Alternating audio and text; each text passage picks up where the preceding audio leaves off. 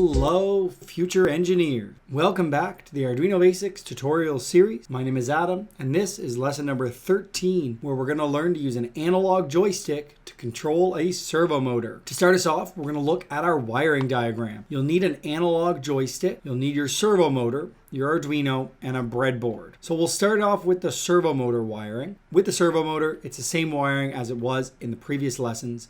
We bring one wire into pin number 3, which is a PWM pin or a pulse width modulation pin on our Arduino. We bring our voltage wire to voltage and our ground wire to ground. That's it for the servo. Let's take some time and look at the joystick. Our joystick has 5 pins on it. It has a ground, a plus 5 volt, a VRX, and a VRY, and a switch, an SW. So we're going to take our ground up to our ground row on our breadboard, our 5 volt to our 5 volt row on our breadboard. Our VRX and VRY, we're going to bring into our analog inputs on our Arduino. So I put VRX to A0, and I put VRY to A1. So you can see this here. That's the orange and the green coming out of VRX and VRY down into A0 and A1 respectively. The last is this SW, and the way it works is our joystick can move in the X direction, the Y direction, and you can push the button down. When you push the button down, it activates the switch pin. So I'm bringing that into the digital pin 2 on my Arduino. And that's going to give me control over that button press, and then also control over the axes, the X and the Y movement of the joystick. So that's the wiring. It's pretty straightforward to get it all wired up. Hopefully you don't run into any difficulties there. If you do, you can drop a comment in the video and we'll try to help you out. I also have a picture of the wiring diagram in the description of the video. Now we'll head over to the code and we'll look at what we can do to program this setup. So here we are in our code interface. I've got a new file called lesson 13 and I'm ready to get started with my code. In this video, we're going to do it in kind of 3 sections. We're going to start by writing the code necessary to read and print out the X and Y values from our joystick. Once we are successfully doing that, we're going to look at the range of values and see if they need to be converted for our servo motor. We'll look at the conversion and then get the servo motor being written. And then as the final step, we'll bring in the button and incorporate that into how our code is going to function. So you'll see the code is going to shift throughout the video. We're not just going to progressively build one code set. We're going to start with one set of code, modify it, and then modify it again. So let's drop in the code we need at the top of our file before we get into the setup function to initialize our pins and bring in our libraries. Here's what we've got. We're going to include our servo.h library like we have in previous lessons so that we can access our servo motor. We're going to declare the pin for our servo, which we're using pin 3, and our object, which we're still calling servo1. Same code as we've seen in previous lessons. For our joystick, we're going to set up 3 pins. Our SW pin for our switch, which is pin 2, our X pin, which is A0, and our Y pin, which is A1. You'll notice I added this keyword const. I really just added this because I wanted to show it to you. A const is representative of a constant variable, which is a variable that we have fixed its value for. So we're not going to be modifying the value of that variable in the code. And it just kind of protects it because we're not going to be suddenly just switching which pin we're plugged into. So we want to just make sure that we can't accidentally modify that value in our code. That's why we've declared these as constant. It's not a requirement, it's just a protection thing. Now we're going to move into our setup function. And in here we're going to set up our pins, set up our serial monitor, and set up our servo. So our switch pin is declared as an input with a pin mode call. This is a little different. We're doing a digital write to the switch pin of high. Now this is special to the joystick. This is essentially enabling the button on the joystick. We have to send that signal out to enable the button. This button runs as a passive high, which means when it's not being pressed, it's going to read as a high input on the digital pin. And once it's pressed down, it's going to read as a low. And it's important that we know that because it'll affect our statements later on. I set up my serial monitor and I attach my servo to the servo pin. So this is everything that we need to do in our setup function. The first step of what we're going to do for our code is we are just going to display the values that are coming out of our joystick. So inside of our loop function, we're just going to put a series of print statements that are going to include analog reads from the joystick, so that we can get a sense of what values our joystick is giving us. So let's look at the print statements that we've got. We have a print of the words x-axis, a colon and a space, then a print of an analog read on the X pin. So this will read the joystick's X pin and then print the value that it receives. Then a print of a \n in quotation marks. This is a character or a special character that we can put in there that causes it to jump to a new line. Print y-axis and then print the analog read on the Y pin and then print a double line jump. So that's all set up for us to see what's going to happen. I put a delay of 100 milliseconds in at the bottom, and we'll have a look at how this is actually going to work once we plug it in. All right, so I've pushed this code out. So let's have a look at the serial monitor here. So you can see it's printing out my values. Now it's printing out right around 502, 503 for the X and the Y. And that indicates the center. This joystick doesn't use a 0, center. It uses a range from 0 to 1024. So the middle is going to hover around that 500 value depending on your joystick. So if I move this in one direction, I see my y-axis goes up to 1024, 1023. And if I go down the other direction, my y moves to 0. If I go left and right, my x goes up to 1023, my x goes down to 0. And I can kind of hover this too in different positions. It doesn't have to just be the x or the y that's moving. I can move them both at the same time. Right, it's an analog joystick. It can go in a circle and I can move the values all around. It's giving us a sense of the range of values of what this joystick can do. This joystick is going to do a range of values from 0 to 1024. So now that we know the range of values that our joystick sends into our Arduino, we need to convert those values because our servo motor has degree values from 0 to 180. We've done this once before, but let's go over it again. We need to take a value from 0 to 1024 and we need to convert it to a different number range. So in this case, 0 to 180. So let's look at the math involved in doing that. So I'm going to start here in my print statement of my analog read for the X pin. So this analog read statement returns a value from 0 to 1024. So the first thing we need to do is divide it by 1024. We need to be careful because the way it works in a programming language is if I just put divide 1024, it's going to divide two integers and it's going to want to give me my answer as an integer, which means no decimal values. And what ends up happening there is if you do get a decimal, it just ignores everything after the decimal point.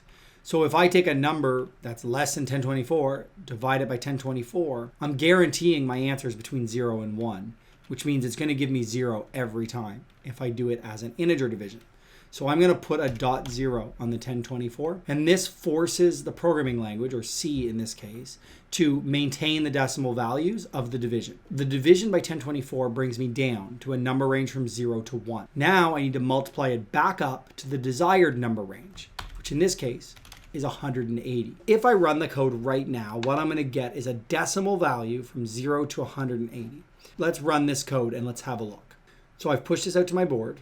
If I pull up my monitor, I'm going to see that that X pin is now reading a value around 88. And if I move left and right, I'm going to see that X pin go up to 180 down to 0. Now it's reading as a decimal, so 179.82, right, in the range 19, 75, 26, etc. So I just want to turn that into an integer value instead of it being a double or a decimal. So to do that, all I have to do is add in one statement. I have to add this int in brackets and then wrap an extra pair of brackets around my calculation. So what does this do? Well, this has a special name. It's called casting.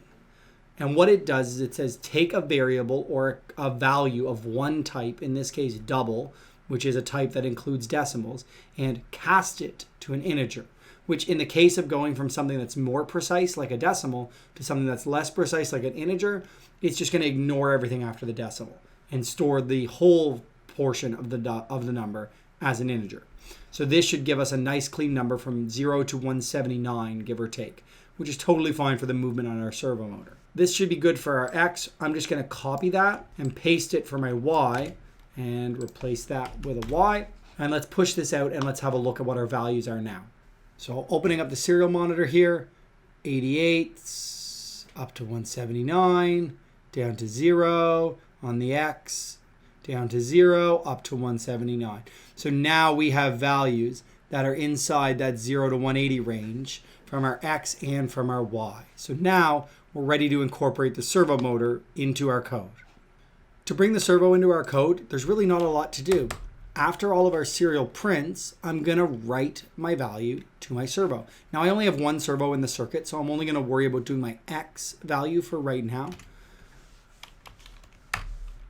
So all I've included is a servo1.write, and then the exact same calculation that we used in the print line. Read in the X pin value from the joystick, divide by 1024.0, times by 180, and cast it as an integer. And we're going to write that to the servo. So that is going to allow that to work. The only thing with the servo motor is we want to have a shorter delay so that as we're moving the joystick, the servo is moving essentially at the same time. So we'll put a delay of 5 milliseconds in. It'll make our serial monitor maybe not as clean to read because it'll be scrolling so quickly, but it'll make the actual movement of the motor work better. So I've pushed this out to my board, and I'll show you a little bit about how it works right now. So I've got my joystick here and I've got my servo motor here. And as I move my joystick, you can see my servo motor moves along with the joystick movement. So it'll go down all the way, back all the way in the other direction, and it rests in the middle when I'm not using the joystick. So we're now controlling the motor with the joystick. Success! So the only extra thing we want to do is we want to incorporate the push down button on the joystick, which we haven't done yet. So what I want to do for the button is this. I want, when my program first starts, for it to run exactly like we just saw, with the print statements out to the serial and the joystick controlling the motor. When it pushed down the button, I want it to effectively turn off the joystick. So it's going to state that the joystick is off, and moving the joystick is not going to affect the motor at all until the button gets pushed down again, which then acts to turn the joystick back on, and it resumes normal functionality. That's what I want to do. So we're going to have to add a few things, but the most important thing we have to add is an if statement. We need to take all of this code that we've already written, and we need to wrap it inside of an if statement that essentially says that the button is not currently being pressed down. So it's going to look something like this. So the if statement says digital read on the switch pin. So reading the value of the switch pin, if it's high, high, remember, means that the button is not being pressed because this is a passive high button. Then I added one extra set of print statements, prints the state and says that the joystick is on. And then I left all the remaining print and write statements the same. And then I closed the if statement bracket here. So this allowed me to set this up. Also, just a formatting tip, if you highlight a large group of text and press the tab key or the shift tab combination, you can indent or unindent that block of text all at one time. This is what my if statement's going to look like for when the button is not currently being pressed. Now I need to add my else statement. So remember, an else statement only happens when the if isn't true. So the only time we're going to end up in this block of code is if somebody pushes the button. When they push the button, it's going to trigger us to come into this block of code. One of the things that we often forget when we're looking at button pushes is how quickly this code actually runs.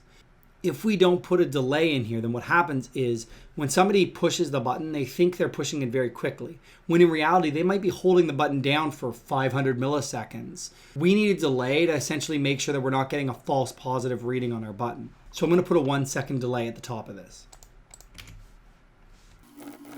Now I'm going to bring in a bunch of print statements just to print essentially that the joystick is off, and here are the instructions for how to turn it back on. We have a print for the state, the joystick is off. We jump to a new line. We print out that if you press down on the joystick, you can turn it back on, and we jump line. Now here's the thing. If I let this code end, remember, person's not holding this button down.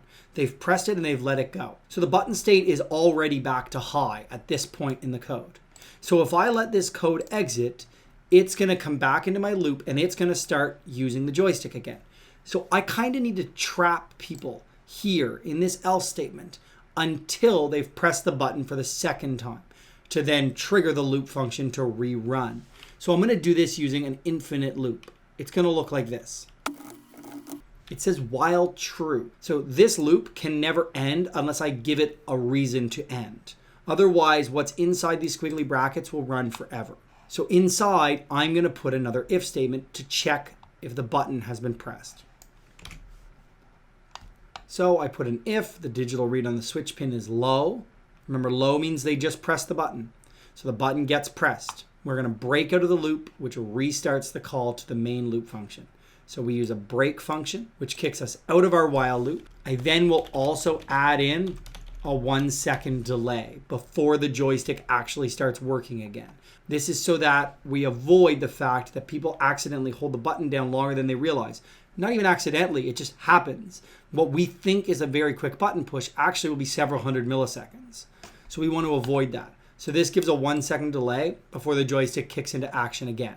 This delay 5 is actually supposed to be up in the if statement where our joystick is running properly. So we're going to cut it and move it up there. So we added that delay 5 right after we wrote our servo up in our if statement. So this should work in that when our button gets pressed down, it should turn it off and it should stick in this infinite loop waiting for me to push the button again. When I push it again, it should break out, come back up to our main code. And as long as I haven't pressed the button, it's going to do all the execution that we've already seen until I press the button again, and then it's going to turn off. So we'll push this out, we'll have a look at it, and then we'll go on to our extension. So our code's been pushed out. Let's have a look at the serial monitor. We see that it's all running. It's all running. Oh, we missed a line print there. See, it says joystick is on x-axis right away. Let's fix that before we keep going. So up here in our if statement, we have this joystick is on. We're going to add a new line after that. Remember, we do that with a \n in quotation marks. So I'll re-push this out and we'll look one more time. All right, we're back in. Hey, look at that. We've got the line now. So let's push down on our joystick and see what happens. The joystick is off. Press down on the joystick to turn it back on. Notice it's not looping. If I turn my joystick, my motor is not turning. Let's push down again. And there it goes. It's back on and it's working. So now we've effectively turned the button on the joystick into an on and an off switch. Push down, it's off. There we go. Great job. Hopefully the base lesson made sense. As we move on to the extension for this one, we're going to keep it pretty simple. The most important thing here was the math statements that we used. So what I'd like for you to do is add in a nice multi-line comment before or after. So a nice little multi-line comment before or after that statement, and just explain what is actually happening there and why that statement works the way that it does. Okay, let's do that for the math, just so we understand how to take a number from one range and move it into a number from another range, because that's really important when we're translating inputs to outputs. So let's take that on for the extension, and then we'll look at a challenge. Hopefully the extension went well, and you got a good description there, and you understand that math that we did. For a challenge, what I'd like for you to do is add a second servo motor into your circuit, and then have the y-axis of your joystick control the second servo motor. What's really cool here is if you get it working, you could actually mount the two servo motors together. So mount one servo on top of the wings of the other servo using zip ties, and you can create essentially a turret where you can use X and Y movement to tilt it from side to side and up and down, which is a really neat little thing. You could then maybe attach a laser pointer onto it later on, and all of a sudden you've got a little laser turret that you could move around. So we'll put that out there as a challenge for you. Hopefully it goes well. Thank you for sticking with us for 13 lessons. We'll see you back here in lesson number 14.